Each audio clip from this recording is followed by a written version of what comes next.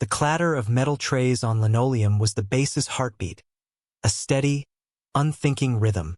In the fluorescent glare of the mess hall at Forward Operating Base Sentinel, conversations were shouted over the drone of industrial air conditioners fighting a losing war against the Afghan heat. It was a place of noise and hurried consumption, where rank was both everything and, for a few brief moments, nothing. Sergeant First Class Alara Vance moved through the line with the practiced economy of someone who had spent 2 decades perfecting the art of being invisible. Her uniform was crisp but unremarkable, her hair pulled back in a severe, regulation bun. There was a stillness about her, a quiet that seemed to absorb the surrounding chaos rather than reflect it. She took a plate, spooned a portion of lukewarm stew onto it, and reached for the last piece of cornbread. A hand shot out, slamming down on the serving tray just inches from her own. "Hey, I was getting that." Vance pulled her hand back slowly. She looked at the private whose arm now blocked her path. He was young, no more than 19, with the unearned confidence that came from a fresh haircut and the approval of the 2 other privates smirking behind him. His name tape read, Jensen. "My mistake," Vance said. Her voice was low, devoid of inflection. She made no move to challenge him. Jensen snatched the cornbread. "Yeah, it is. Learn to wait your turn, Sergeant." He put a sneering emphasis on her rank, the kind that implied it was unearned, a product of time served behind a desk rather than any real accomplishment. To him, she was just another part of the base's vast administrative machinery, a POG person other than Grunt. Vance simply nodded, turning to move away.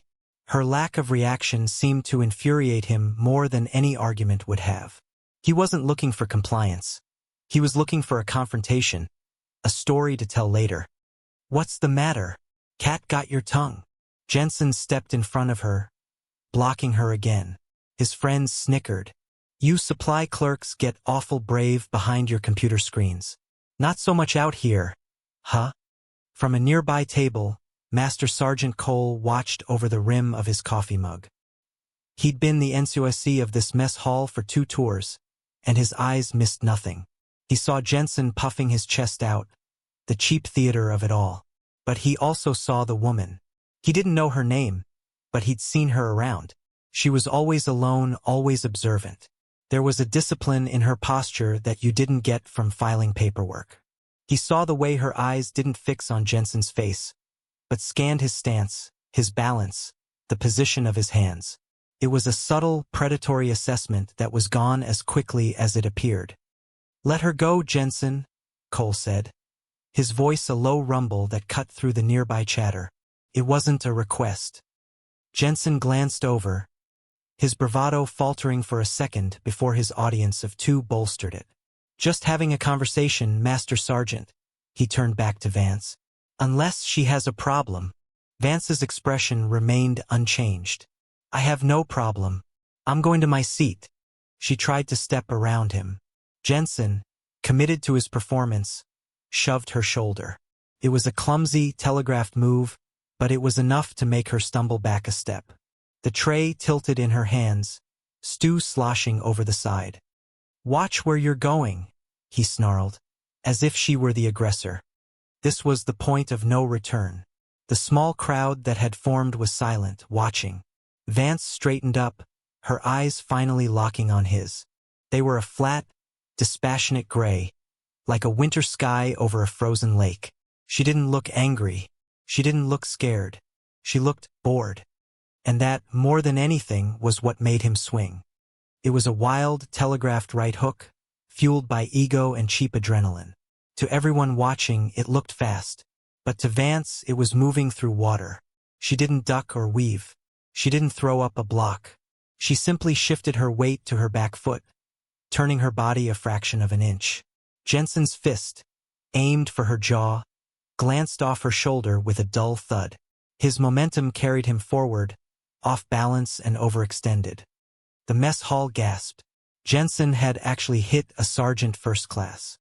Vance didn't retaliate. She didn't even flinch.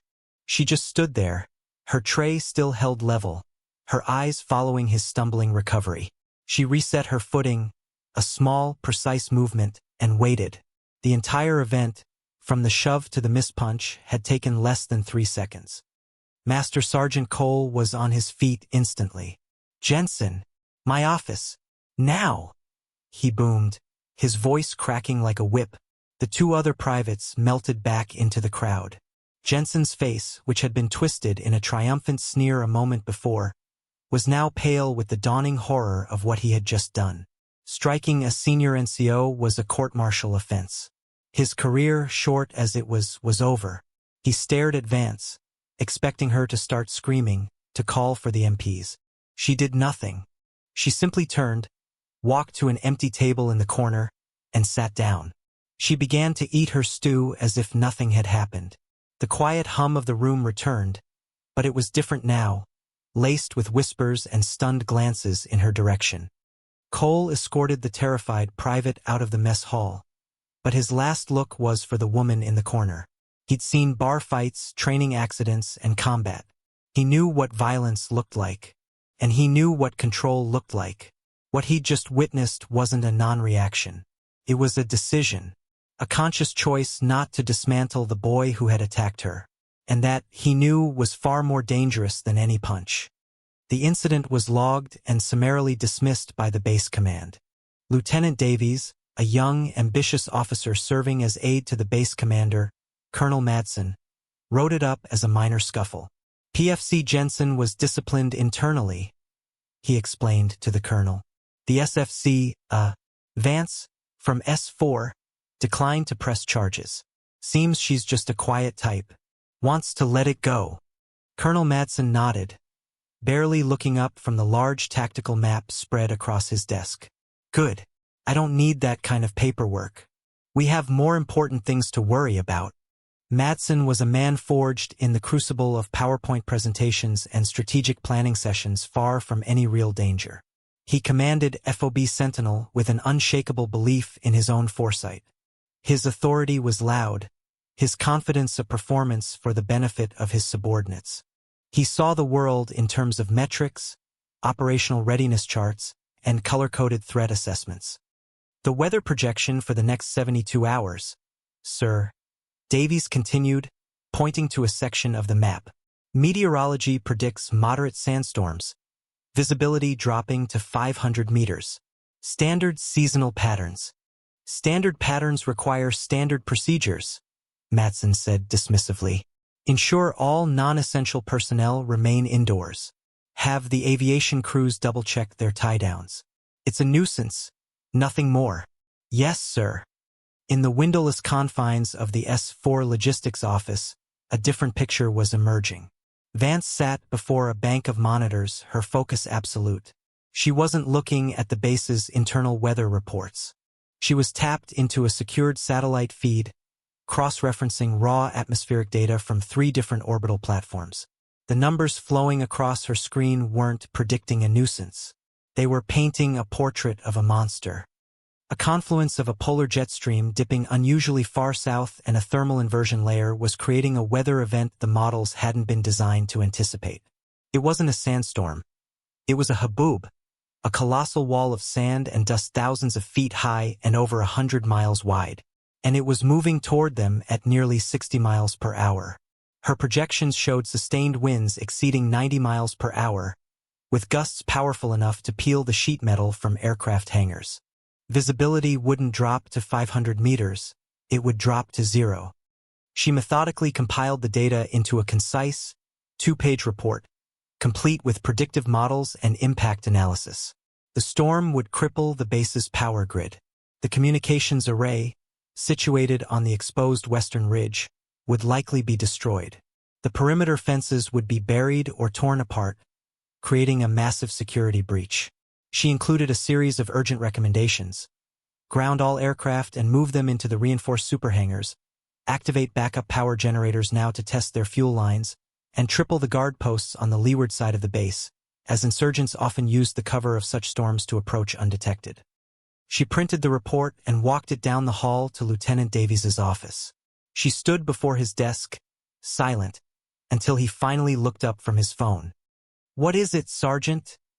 he asked, his tone heavy with impatience. "Sir, This is an urgent meteorological analysis for your review. She placed the report squarely in the center of his desk. Davies picked it up, his eyes scanning the title. Urgent? Sergeant, we have a whole weather detachment for this. Colonel Madsen has already been briefed. He flipped through the pages, his expression shifting from boredom to annoyance. Wind speeds of 90 miles per hour? Catastrophic power failure? Where are you getting this? The data is sourced from NORAD's deep atmosphere sensors, cross-referenced with local pressure readings. Sir, Vance replied calmly. The base's standard models are not equipped to process this kind of anomaly. Davies scoffed, tossing the report back on his desk.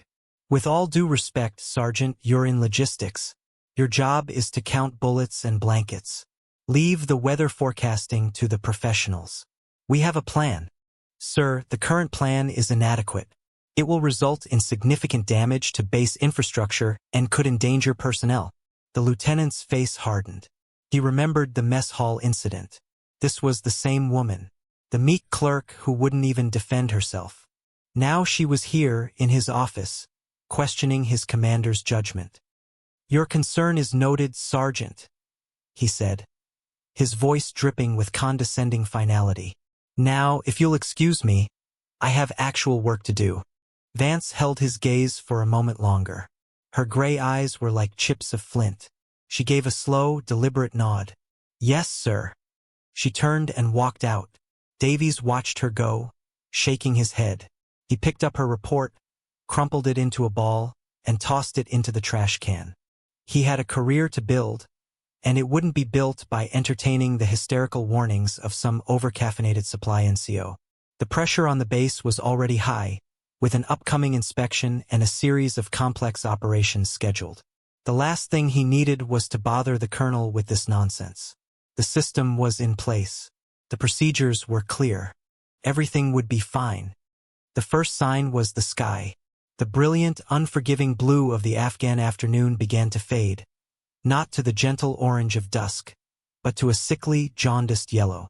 The air grew heavy and still, the oppressive silence broken only by the distant, frantic barking of the stray dogs that lived on the base's periphery.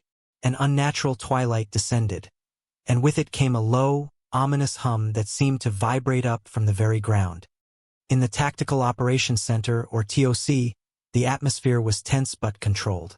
Colonel Madsen stood before the main display screen, a massive monitor showing a satellite map of the region.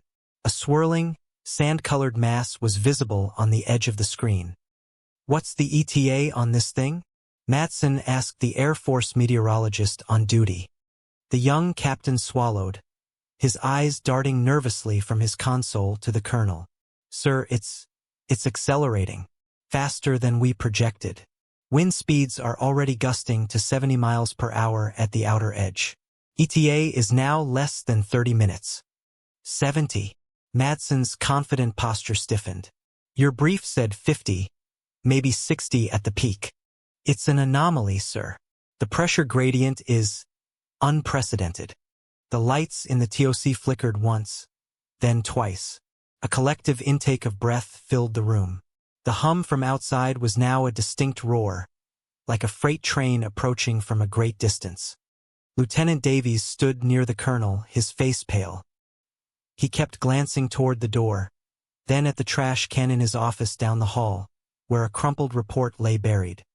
Vance was not in the TOC. She was in the S4 warehouse, overseeing the final securing of sensitive equipment.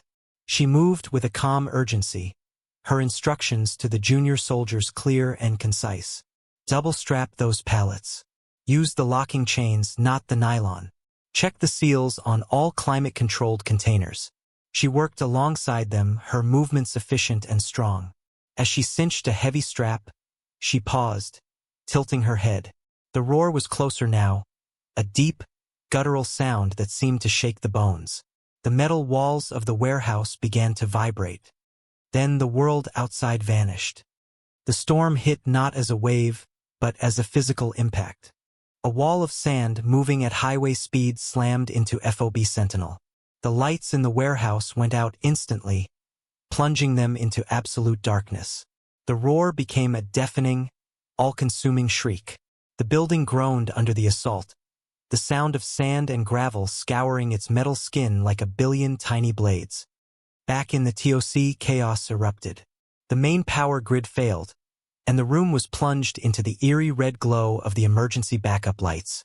The main display screen went black. Consoles sparked and died. "Report," Madsen yelled, his voice tight with the first tremor of panic. "Comms are down, sir," a sergeant shouted from across the room. "Total blackout. I've got nothing but static on all channels. Backup generators. They're not kicking in. The fuel lines must be clogged with sand already." The building shuddered violently as a particularly strong gust hit. A fine dust began to sift through the ventilation shafts, coating every surface in a gritty film and making the air thick and hard to breathe. Men were coughing, their shouts becoming frantic. "Sir, the east perimeter fence is compromised. The sensors just went dead. Sir, we've got a critical situation on the flight line. The C-17, Guardian Angel 2-5, didn't get to the hangar in time. They're caught on the tarmac." This last report cut through the rising panic like a knife. Guardian Angel 2-5 was the weekly medevac flight. It was loaded with a dozen critically wounded soldiers, bound for Landstuhl. It was also carrying the entire base's supply of fresh blood and plasma. Madsen stared blindly into the red-tinged darkness. His plans, his procedures, his confident authority, it had all been stripped away in seconds. He was a king without a kingdom, shouting orders into a void. "Get me the tower. Get me the flight crew. Somebody get me a goddamn radio that works." No one could. The base's entire nervous system had been severed. They were blind, deaf, and alone in the heart of a hurricane made of sand. Lieutenant Davies leaned against a wall, his breathing ragged. He thought of the crumpled paper, of the calm, gray-eyed sergeant. Catastrophic power failure. Significant damage to base infrastructure. It wasn't a prediction. It was a prophecy. And then, a new sound entered the cacophony of the storm and the panicked shouts.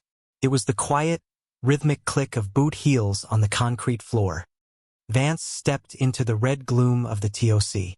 She was covered in a fine layer of dust, but her movements were as deliberate as ever. She didn't look at the colonel or any of the scrambling officers. Her eyes were fixed on the main communications console, a dead behemoth of wires and screens. She walked to it, pulling a small, battered multi-tool from a pouch on her belt. Madsen finally saw her, his face a mask of fury and desperation. "Sergeant, what in God's name do you think you're doing? Get out of here. This is a command center." Vance ignored him. With a surgeon's precision, she flipped open the console's main access panel. A shower of sparks erupted as she peered into the tangled mess of wiring. Her hands moved with a speed and certainty that was mesmerizing. She snipped a fried capacitor with one tool, stripped two wires with another, and bypassed a blackened power relay, rerouting the trickle of energy from the emergency lighting into the console's core systems. "What is she doing?" Davies whispered, his voice trembling. Master Sergeant Cole had made his way to the TOC to report on the mess hall, which was now serving as an emergency shelter. He stood near the entrance, watching Vance work. He wasn't surprised. He was vindicated. He saw the way her hands never fumbled, the way her focus blotted out the chaos around her. This was not a supply clerk. The console flickered. A single monitor came to life, glowing with a green, text-based interface. Vance's fingers flew across the keyboard, typing lines of code. "I need a sitrep," she said, her voice cutting through the room. It wasn't loud, but it had a quality of absolute command that silenced everyone. Now! She wasn't asking. She was directing. She tapped a final key, and a low hum came from the console. She had just hardwired the TOC directly into the base's local, short-range radio network, a system so antiquated and robust it ran on its own dedicated power source. "TOC to all call signs on local net. This is Keystone. Radio check. Over." The name was unfamiliar. A call sign. Static answered, then a voice, faint but clear. Is tower. We read you, Keystone. Faint but clear. Who is this? Keystone is TOC actual. Vance stated, her voice a calm anchor in the storm. She turned to the stunned communications sergeant. Give me a headset. You. She pointed to another airman. Start a log. Time, call sign, message. Everything. The men, desperate for direction, moved instantly. Madsen stepped forward, his face flushed with rage. I am in command here, Sergeant. I give the orders. Who the hell is Keystone? Vance didn't spare him a glance. She put on the headset, her eyes locked on the glowing green screen. Tower, give me a damage assessment on Guardian Angel 2 to 5. Specifically, portside hydraulics and engine intake integrity. Go! Keystone. The portside landing gear has collapsed due to a debris strike. The voice from the tower crackled back. The aircraft is listing 20 degrees. Engine 1 and 2 are completely choked with sand. They're a no-go for startup. Vance processed the information, her mind a whirlwind of calculations. A crippled C-17, loaded with wounded, on a tarmac being scoured by 90-mile-per-hour winds. A death trap. Engineering, she said, switching frequencies. This is Keystone. I need all available M88 recovery vehicles and heavy-duty bulldozers to the main flight line, east entrance. I need a mobile earth barrier constructed on the windward side of the C-17. You have 10 minutes. Keystone, this is engineering lead, a gruff voice replied. We can't see a damn thing out here. Those winds will tip a dozer. Your drivers will navigate via thermal imaging, Vance replied without hesitation. The C-17's fuselage is still warm and will provide a clear signature against the cold sand. The tower will provide verbal guidance on the local net. Acknowledge. There was a pause. Acknowledged. We're moving. She was thinking in 3 dimensions, solving problems before most people in the room even understood their scope. She turned to the ops officer. Get me a full roster of personnel on that aircraft. I need to know the medical status of every patient and every crew member to another. Find the senior fire marshal. I need foam trucks on standby, but out of the direct wind path. Her commands were a cascade of logic, each one building on the last. She was not just managing a crisis. She was conducting an orchestra of survival. The panicked energy in the TOC began to recede, replaced by a tense, focused hum of activity. People had a purpose again. They had direction. Colonel Madsen watched, his authority evaporating with every calm, precise order she gave. He was a spectator in his own command center. He tried to reassert himself. Sergeant, I demand to know who you are. Under whose authority are you acting? Just as he spoke, a powerful surge from a secondary backup system, one no one knew existed, kicked in. The main lights flickered on, dimmed but functional. The main display screen at the front of the TOC stuttered back to life. For a moment, it was a mess of corrupted data. Then it resolved into a single, flashing priority message, automatically triggered by the network's emergency reboot. It was an alert from SOCOM Special Operations Command. / alert. Catalyst event triggered / asset protocol 9 activated / fob sentinel. Command override / authority transferred. Keystone / Below the alert, a personnel file was displayed, pulled from a secure, encrypted server deep within the Pentagon's network. Name: Vance, Elara M. Rank: Sergeant First Class, MSGP. Unit: USASOC, Joint Special Operations Command. Designation: Tier 1 Operator, Special Mission Unit, Logistics and Operational Design. Qualifications: Halo Master, SEER-C. Advanced EOD, Special Operations Combat Medic, Joint Operational Planner, Level 4. Status: Verifiably active / covert readiness assessment / The room went dead silent. The only sound was the howl of the wind outside and the calm, steady cadence of Vance's voice in the headset. "Guardian Angel, this is Keystone. We're building you a shelter. Sit tight." Lieutenant Davies stared at the screen, his mouth agape. Master Sergeant, promotable. Tier 1 operator.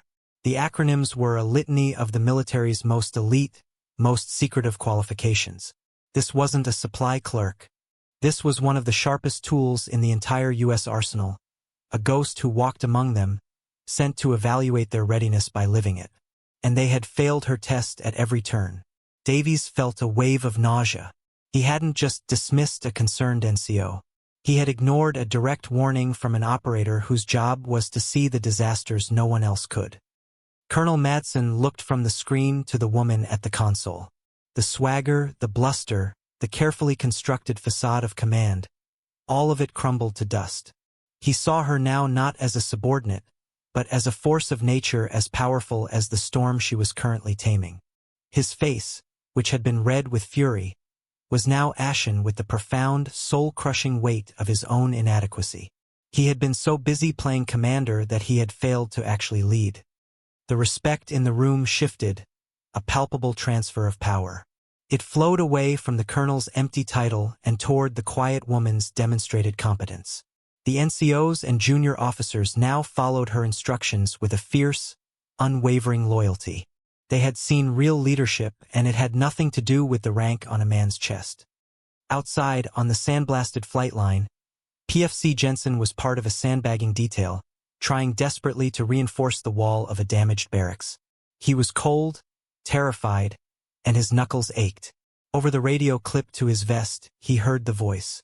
A calm, female voice, designated Keystone, orchestrating the entire base's response with impossible clarity. It was the same low, even tone of the sergeant he had punched. The same woman he had dismissed as a desk jockey. A cold dread, far colder than the wind, washed over him. He fumbled with a sandbag, his hands shaking. He looked out into the blinding, swirling darkness and understood that he hadn't just assaulted a senior NCO. He had taken a swing at a giant and had been too small for her to even notice. For 7 brutal hours, Vance was the nerve center of FOB Sentinel. She coordinated the reinforcement of the C-17, directing the heavy vehicle operators like chess pieces. She rerouted power to the medical bay, prioritized emergency repairs, and managed the distribution of water and MREs to the makeshift shelters. She never raised her voice. She never showed a flicker of doubt. She simply analyzed, decided, and acted. When the first rays of a bruised and swollen dawn broke through the receding storm, they revealed a scene of devastation. The base was a wreck, half buried in sand, littered with the debris of shredded tents and twisted metal. But it was standing. The perimeter was being reestablished.